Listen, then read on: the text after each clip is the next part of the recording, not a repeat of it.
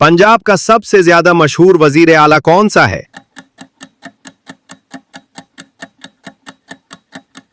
सही जवाब मरियम नवाज।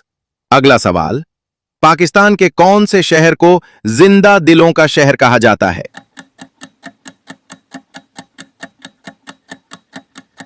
सही जवाब लाहौर। अगला सवाल, पंजाब की सबसे मशहूर तारीखी इमारत कौन सी है?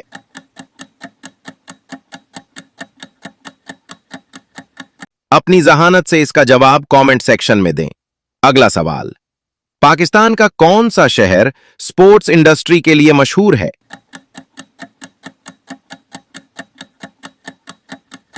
सही जवाब सियालकोट।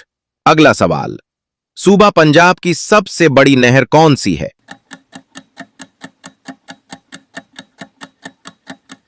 सही जवाब अपर चनाब केनाल।